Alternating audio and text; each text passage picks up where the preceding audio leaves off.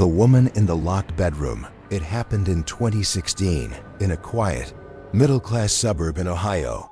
Hannah Mitchell was 27 years old, a quiet, creative woman who worked from home as a freelance graphic designer. Friends described her as sweet, a little shy, and the kind of person who preferred cozy nights and overcrowded social gatherings. She had moved back into her parents' old two-story house after her father's health scare the previous year, though at the time of her disappearance, her parents were away on a much-deserved vacation. For the first few days, Hannah enjoyed the solitude. She cooked simple meals, listened to music, and spent hours working on her projects in the upstairs bedroom she had claimed as her workspace. Every night, without fail, she would text her mother to say goodnight, just a small ritual to ease her parents' minds. On the evening of Thursday, March 10th, Hannah's last text was sent at 9:04 p.m. It read, "Heading to bed early tonight. Love you guys. Talk tomorrow." The next morning, her mother texted back something simple. "Good morning, honey." The message was never read. Calls went straight to voicemail. By noon, her father tried calling as well, same result. At first, they told themselves she might have slept in, or maybe she was working intensely on a project and had forgotten to charge her phone. But by evening, when her brother also failed to reach her, worry began to gnaw at the family. They asked a neighbor, Mrs. Green, an older woman who had lived across the street for 30 years, to check in. Mrs. Green went over around 6 p.m. Hannah's car was still in the driveway. The curtains in the upstairs bedroom were drawn. The front door was locked, so were the side and back doors. She peered in through the kitchen window. Hannah's purse was sitting neatly on the counter. Everything looked perfectly normal. But too normal. When police arrived later that evening, they forced their way in. The living room was tidy. The kitchen sink had only one plate in it. Nothing appeared disturbed. Upstairs, Hannah's bedroom door was shut, locked. They forced it open. The room was empty, but not just empty in the casual sense. It looked like someone had carefully staged the space. Hannah's laptop sat open on her desk, a half-finished design file glowing faintly on the screen. Her phone was next to it, plugged in, charged. A glass of water rested beside the mousepad, beads of condensation still clinging to its surface. Her bed was neatly made, the blanket tucked at sharp corners. And the strangest part, the window was locked from the inside. No broken glass, no scratches on the lock, no footprints outside in the dirt. It was as if Hannah had simply ceased to exist. In the air between her bed and her desk, the police scoured the entire house. Attic, basement, closets, they found nothing. No signs of struggle, no indication she had left in a hurry. They even checked the crawlspace and lifted carpets, hoping for some clue. Neighbors were questioned. One had a security camera facing the street. Reviewing the footage, they saw Hannah come home around 6:45 p.m. the night before. She parked her car, entered the house, and never came back out. No one else entered either. But here's where the story turns truly chilling. A week after her disappearance, Mrs. Green swore she saw Hannah's bedroom light flicker on around 11:30 p.m. She called police immediately. When officers arrived minutes later, the house was dark, locked tight, and empty. Then more reports came in. A mailman claimed he saw movement through the second-floor curtains while delivering letters. In the afternoon, a teenager walking his dog at night said he saw a silhouette at the window, a woman, standing still, staring down at the street. Each time police investigated. Each time, the house was empty. Her family was devastated. Hannah's mother still clings to hope, refusing to move from their home in case Hannah comes back. Her father won't speak about it at all. Her brother admits he sometimes dreams of her voice calling his name, muffled, as though from behind a wall. One final detail still disturbs investigators to this day: Hannah's browser history on her laptop. The last thing she searched before disappearing was a simple phrase typed into Google: Can something follow you into your dreams? No trace of her has ever been found. Officially, she's listed as a missing person. But neighbors still cross the street at night to avoid passing. The house. They say sometimes, if you look up at the second floor, the bedroom light is on, and sometimes a shadow.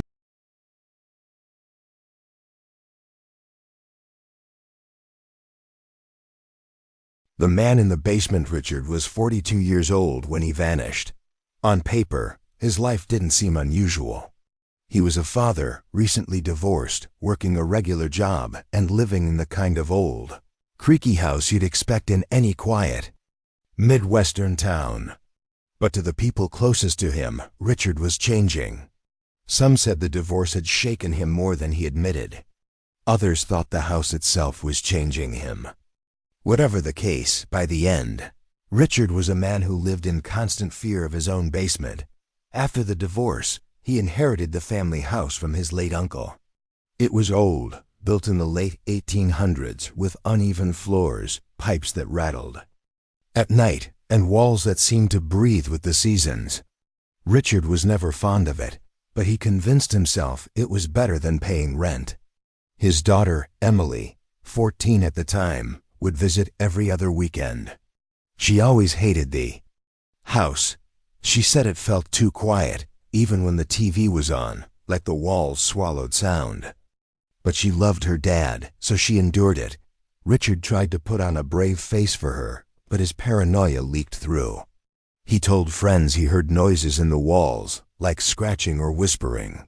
He joked nervously about how the house shifted at night, but in private, he admitted he didn't think he was alone there. Sometimes, he told his brother once, "I feel the house noticing me." People brushed it off as post-divorce stress, the kind of thing a lonely man would imagine in a drafty old home. Emily noticed it most.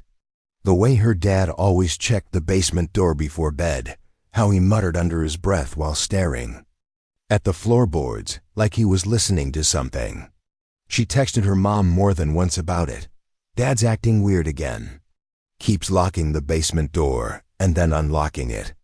Her mom told her not to worry, her father was just stressed. But Emily wasn't convinced. On Friday, March 3, 2017, Emily arrived for her weekend visit. She remembered the look on her dad's face when he picked her up from her mom's house. He looked pale, exhausted, like he hadn't slept in days. His hands trembled on the steering wheel. She asked him what was wrong, and he gave her a weak smile. "Just work stress, sweetheart. I'll be fine." But when they got home, he immediately went to the basement door, opened it a crack, stared down the dark stairwell, and shut it tight. Again, he slid the lock in place and didn't say a word about it. That night was awkward. They had dinner pizza from a local place and watched a movie. But Emily kept catching her dad glancing toward the basement. At one point, she asked him directly what was down there. He shook his head. "Nothing, just old junk." But then, almost to himself, he whispered, "It doesn't stay quiet." She tried to laugh it off, but unease settled over her. Before bed, she texted her mom, "Dad's creeping me out. He keeps staring at the basement door, says he hears scratching." Her mom replied with a sleepy dismissive, "Ignore him, honey. Try to sleep." Emily lay awake for hours, listening to the old house groan. She finally drifted off around midnight. At 2 a.m., she woke up. It wasn't gradual, the way you sometimes wake from a bad dream. It was sharp, immediate, like something had pulled her out of sleep. She lay in bed, staring at the dark ceiling, and realized what woke her.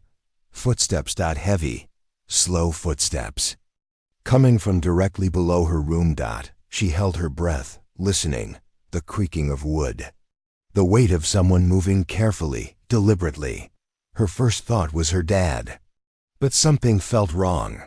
He wasn't supposed to be in the basement. At night, he'd always warned her not to go down there after dark. "Dad?" She whispered into the silence. No response. The footsteps stopped. Her heart pounded. She sat up, clutching her blanket. That was when she noticed the faint glow of light. spilling into the hallway outside her room. She slipped out of bed, padded barefoot to the door, and peeked. The basement door was wide open. The bulb above the stairs flickered weakly, casting a pale yellow light into the hallway. The shadows of the railing stretched up the walls like black fingers, and then she heard it. Her father's voice, faint, weak, echoing up from the basement. "Stay upstairs." Her throat went dry. "Dad?" She called again, louder. There was no answer this time. Just silence, heavy and suffocating. She wanted to run down the stairs, but fear rooted her in place. The air smelled damp, metallic, almost like rust or old blood. The flickering bulb buzzed. Then, faintly, she heard it again, her dad's voice, but this time it didn't sound like him. It was warped, stretched, as if something was imitating him. "Stay upstairs."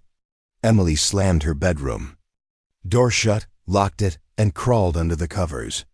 She pressed her hands over her ears, praying for morning. When she finally gathered the courage to check again, the basement door was closed. By morning, her dad was gone. His wallet, phone, and keys were still on the kitchen counter.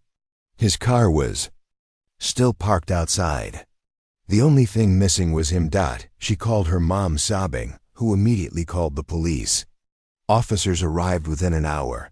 They searched the house top to bottom. The basement was damp and musty, filled with old storage boxes and an ancient boiler. Nothing seemed out of place except for the floor and the dust on the concrete.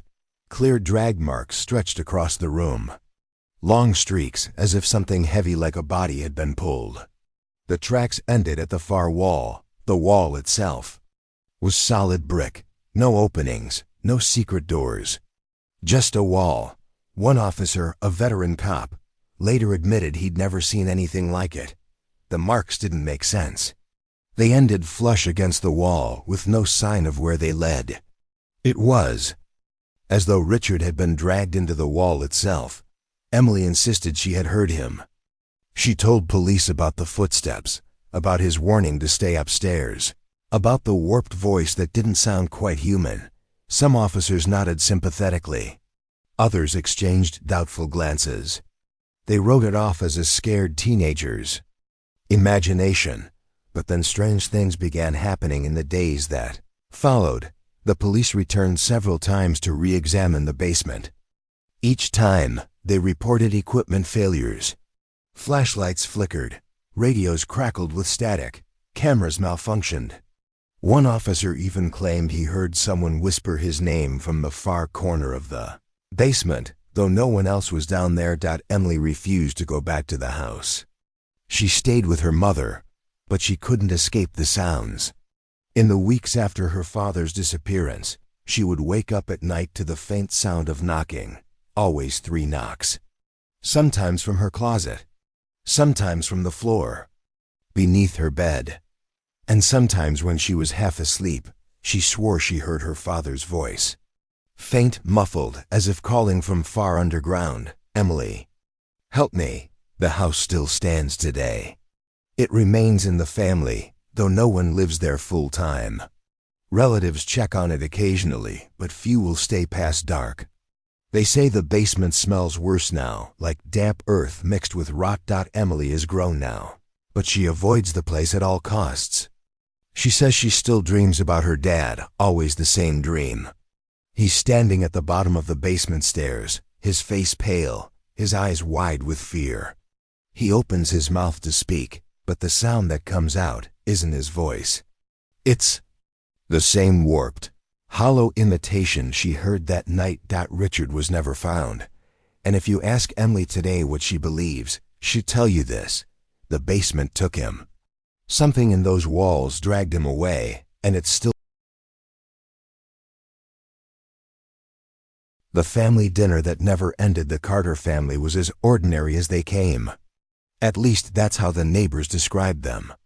A father, a mother, and 2 kids, an 11-year-old son named Brian and a 9-year-old daughter named Megan, lived in a modest 2-story colonial-style house in a quiet neighborhood of Pennsylvania.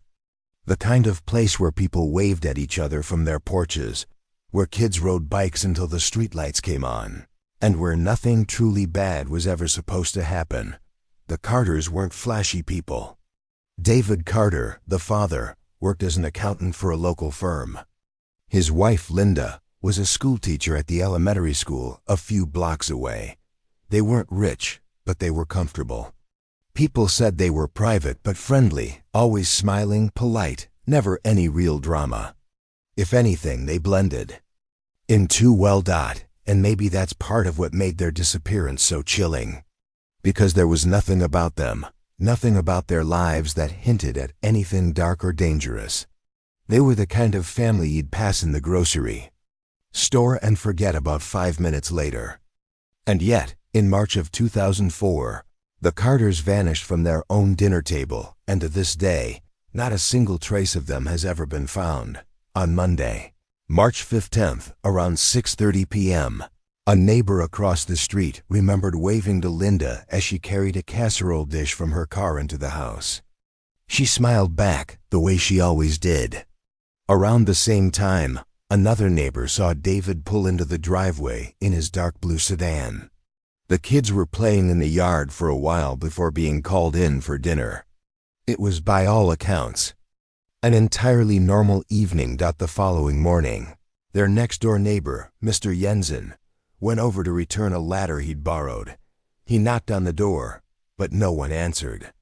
He thought maybe they had already left for work and school, but when he peeked through the window, he noticed something strange. The dining table was still set. 4 plates, glasses half full of water, chairs pulled out as if people had been sitting in them. A bowl of green beans sat in the center, untouched. It didn't look like the aftermath of dinner. It looked frozen, like someone had pressed pause on a moment in time.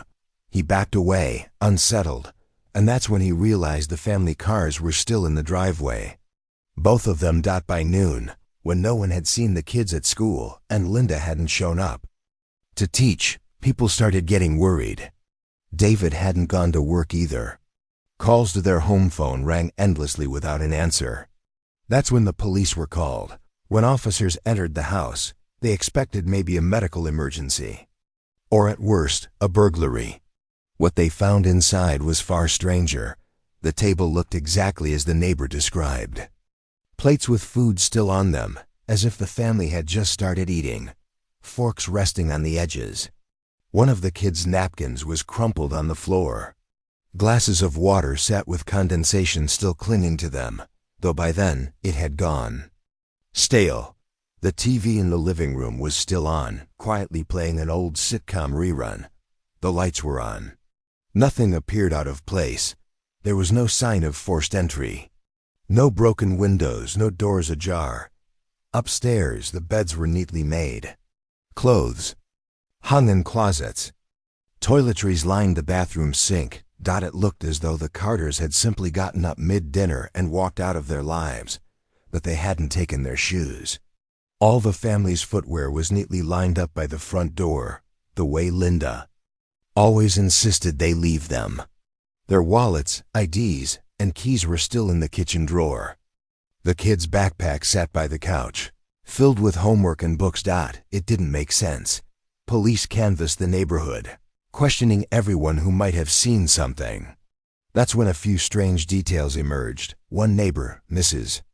Lang, swore she heard muffled laughter and voices coming from the Carter house around midnight. She assumed they had guests over, though that was unusual for them on a Monday. Another neighbor claimed she saw shadows moving past the curtains at around the same time. But the strangest discovery came when investigators checked utility records. According to the power company, electricity to the Carter home had cut out at 7:15 p.m. that evening due to a temporary outage in the area. It wasn't restored until early the next morning, which meant the lights and TV that police found running shouldn't have been on at all when the neighbors claimed to hear and see movement at midnight.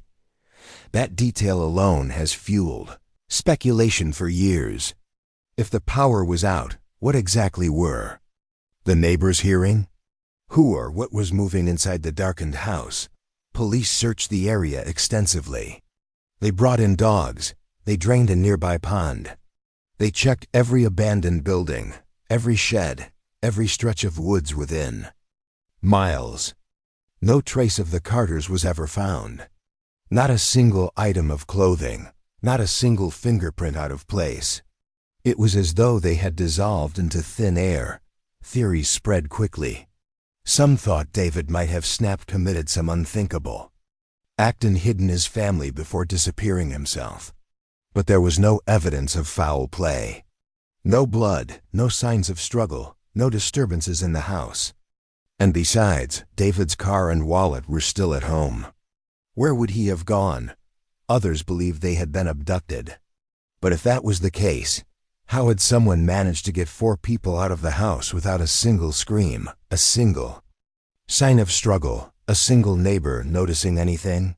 The street was quiet, but houses were close together. Someone should have heard something. Over the years, rumors grew darker. Some whispered that the Carters had gotten mixed up in something. They shouldn't have debts, secret lives, something hidden behind their picture-perfect appearance. Others believed the house itself was cursed, that something had taken them. What keeps people up at night, though, are the little details like the bite marks on one of the rolls on the dinner table. Fresh, as though someone had just taken a bite before leaving it behind. Or the fact that Megan's school notebook had been left open on the couch, with a single unfinished sentence scrawled in pencil. "I don't think it likes when Dad." The rest of the page trailed off, the line cutting sharp across the paper, as if the pencil had been pulled from her hand. Or the fact that, weeks later, when extended family members went to collect belongings from the house, they reported hearing footsteps upstairs when no one else was there. One of David's brothers even claimed that, as he was boxing up clothes in the kids' room, he heard Megan's voice giggle softly in the hallway behind him. When he turned, the hallway was empty. None of it has ever been explained. The Carter house still stands today. It was put on the market a few times, but no one stays long. People say they hear things inside dishes clinking in the kitchen when the house is empty, soft voices carrying through the halls, chairs scraping against the floor, and sometimes, neighbors claim, if you pass the house late at night, you can see shadows moving around the dining room table. 4 of them, sitting, eating, frozen in the moment of a dinner that never ended. The Carter family was never. The brother in the attic, the Alvarez family, lived in a quiet suburb in New Jersey. The kind of place where kids grew up playing tag on freshly cut lawns and families gathered on porches in the evenings to watch the sun dip behind rows of maple trees. Their house was a modest split-level home, painted beige with green shutters that always needed repainting. It wasn't perfect, but it was theirs. For the most part, the Alvarezes were considered a happy, close-knit family. At least that's how things looked from the outside. Carlos, the father, worked in construction and often put in long hours. Maria, the mother, worked part-time at a local bakery. Their teenage daughter, Isabella, was 16, smart, funny, and popular at school. And then there was Anthony, the oldest child, though no one saw him much anymore. Anthony was 22 and had always been the different one. As a boy, he was bright but quiet, preferring to tinker with radios or scribble in notebooks instead of playing sports or hanging out with the neighborhood kids. In high school, he grew withdrawn. He had few friends, struggled with grades, and sometimes lashed out in anger over small things. By the time he turned 19, Anthony's relationship with his family was strained. There were arguments, sometimes explosive, between him and his father. Eventually, after one particularly violent fight, Anthony moved out, or at least, that's what everyone believed. For years, neighbors asked about him. Carlos or Maria would just shrug and say he'd gone off to find work, or that he was living on his own. But the truth is, no one in the neighborhood had seen Anthony in a long time. And then, in the summer of 2009, the Alvarez family simply disappeared. It started like this. One morning, Maria didn't show up for her bakery shift. No call, no explanation. Her boss assumed she was sick. Later that day, Isabella's school called to say she hadn't attended classes. That was unusual. Isabella had perfect attendance. Carlos, too, never made it to his job site. By the end of the week, the family car was still sitting in the driveway, but no one had been seen going in or out of the house. Concerned neighbors called the police. When officers entered the Alvarez home, the first thing they noticed was the smell, not quite rot, but something stale, sour, unsettling. The kitchen sink was full of dishes. The dining table was half set, like someone had been preparing dinner but never finished. Isabella's backpack lay on the couch, unzipped, notebooks spilling out. Upstairs, the beds were unmade. Clothes were scattered on the floor, as if people had left in a rush. But what unsettled officers the most was the silence. Houses have their own sounds, refrigerators humming, floorboards creaking, the faint buzz of electricity. But in the Alvarez home, everything felt smothered, as if the house itself was holding its breath. The search turned up nothing at first. No forced entry. No signs of struggle. No notes or letters. It was as if the Alvarezes had vanished into thin air. That was until one officer, checking upstairs, noticed something odd in the hallway ceiling. A square attic hatch with faint scuff marks around the frame. The ladder was missing, so they boosted one another up. Flashlights swept through the dust and shadows. The attic was low and cramped, filled with boxes of old clothes, holiday decorations, and furniture draped in sheets. But in the far corner, behind a stack of boxes, they found something that made their stomachs drop. A mattress. Thin, filthy, covered with blankets. Beside it, a small pile of food wrappers. A plastic jug, half full of yellow liquid. A spiral notebook, its pages filled with cramped handwriting. And beside the mattress, a pair of shoes. Shoes that didn't belong to Carlos, Maria, or Isabella. It became clear someone had been living in the Alvarez attic. Neighbors were stunned when police revealed that the DNA matched Anthony Alvarez. He hadn't moved away. He had been hiding in his parents' house for nearly 3 years, unnoticed, unspoken of, existing in the shadows above their heads. The notebook gave chilling insight into his mind. Some pages rambled about how his family didn't understand him, how they whispered about him, how they wanted to push him out. Other entries were more disturbing. They don't know I hear them. Every word, every step. They think I'm gone, but I'm here. I'll always be here. Sometimes I get so hungry at night, I creep down. They don't wake up. They never wake up. I think they know, though. I think they pretend to sleep. Isabella laughs too loud. She thinks she's better than me. She won't laugh much longer. The last entry was dated just 3 days before the family's disappearance. It read, "It's time." Police believe Anthony had been coming down at night, taking food, watching his family while they slept.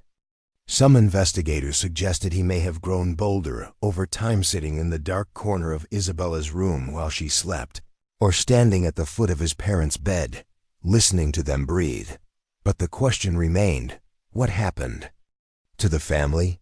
The attic showed no signs of violence, no blood, no evidence of a struggle. Yet the Alvarezes were gone, and Anthony was gone too. Over the next weeks, police searched woods, rivers, abandoned lots. Nothing, no bodies, no belongings. Just absence. Neighbors began reporting strange things. A man matching Anthony's description, tall, gaunt, with hollow eyes, was seen walking the streets late at night. Once, a woman swore she saw him standing at the edge of her yard, staring at her house, only to vanish when she blinked. Another claimed they heard footsteps in their attic after the Alvarez house was boarded up, but nothing was ever proven. The Alvarez home still sits empty today, though no one has been willing to live in it. Contractors sent to clean it out refused to stay after dark. Some reported hearing faint scratching in the ceiling. Others said they found fresh food wrappers in the attic, even years later. The Alvarez family was never found. Neither was Anthony. And the thought that unsettles people most is this: if Anthony could live undetected in his own home for years, listening, watching, moving in the night, how many other houses might be hiding someone in their walls, their basements, their attics? The locked room mystery. It happened in late autumn, in a quiet neighborhood tucked away in the outskirts of Vermont. The kind of town where everybody knew everybody, and life moved at a slower, predictable pace. Families left their doors unlocked. Neighbors waved when they passed each other on narrow roads, and crime was more of a rumor than a reality. That was why when the Collins family stopped answering their phones, people assumed it was nothing more than bad reception or a busy weekend.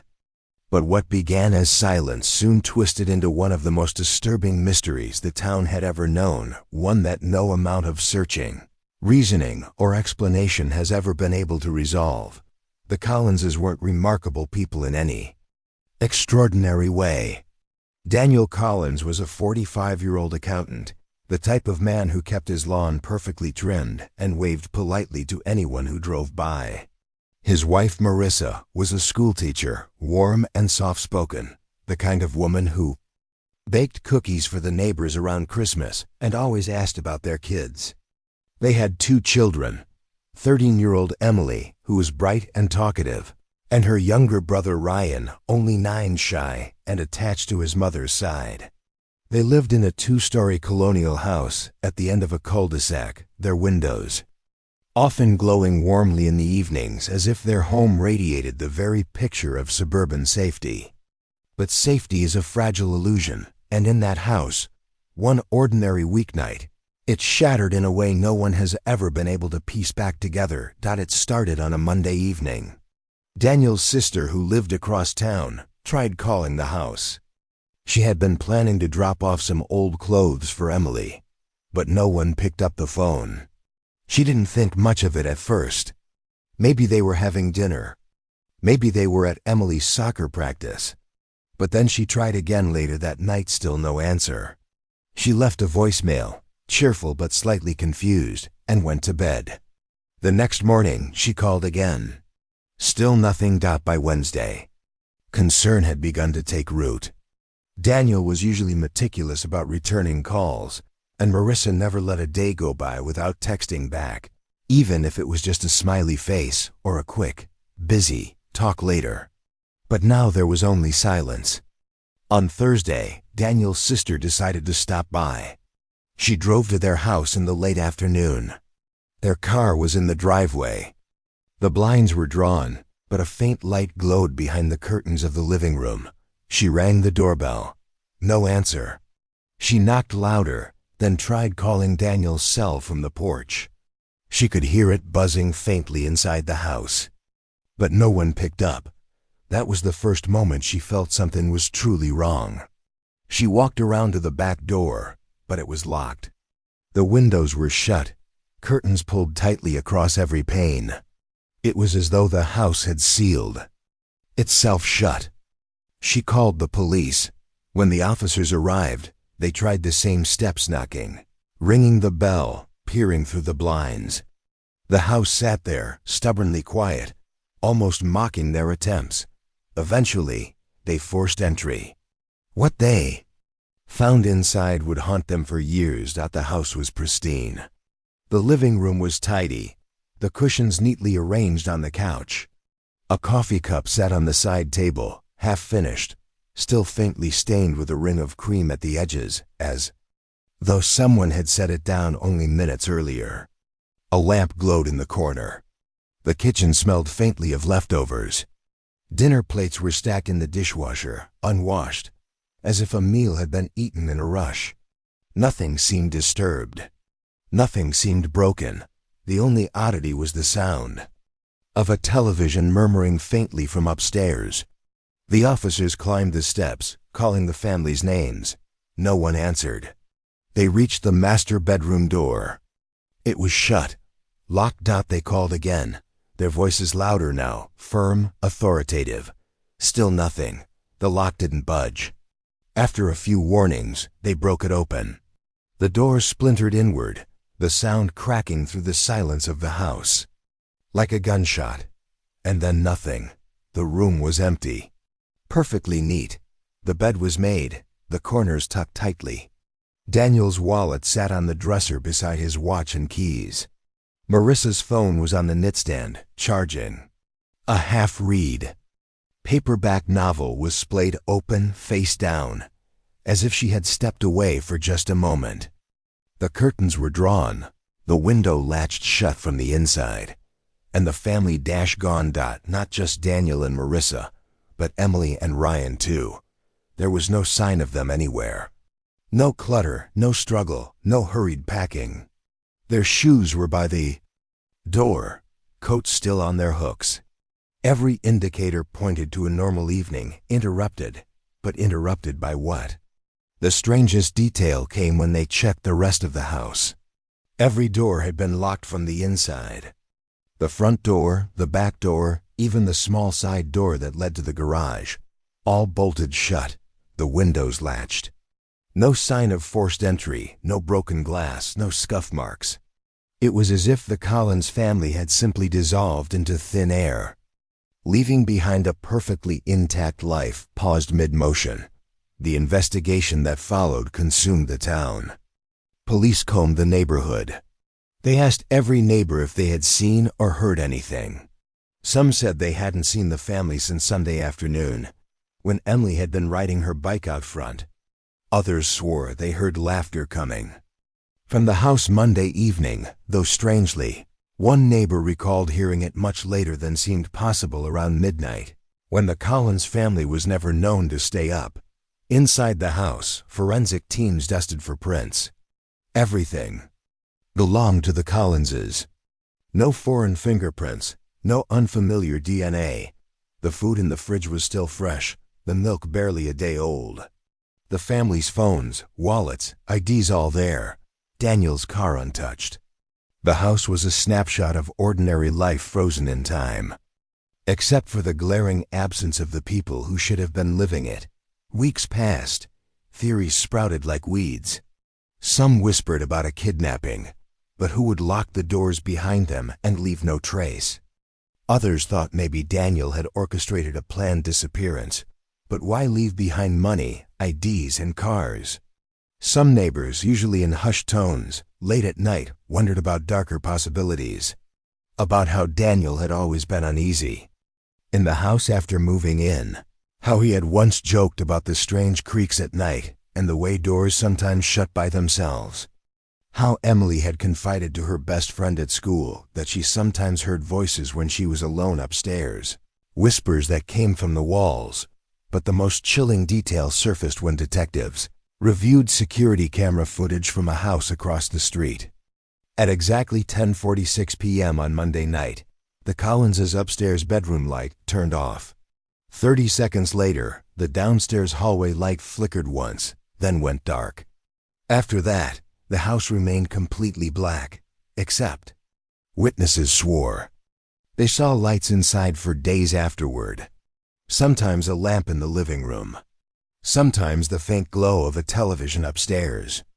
One neighbor even claimed to see a shadow cross the window one evening, a shape that looked eerily like Marissa's silhouette.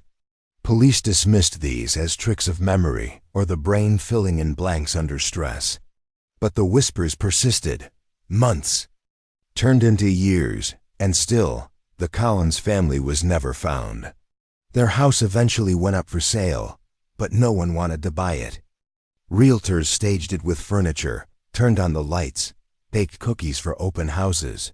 But potential buyers always left unsettled. Some claimed the air inside felt too still, too heavy, as if the walls were holding their breath. A few even swore they heard faint laughter upstairs when no one else was there. To this day, the Collins case remains one of the most baffling unsolved mysteries in Vermont. The official reports list them as missing, presumed dead. But there were no bodies, no blood, no signs of escape or intrusion. Just a locked house, a family gone, and a room no one could ever explain. And sometimes, neighbors say, when the wind is just right and the street is quiet enough, you can see the faint glow of a television in the Collins bedroom window long after the power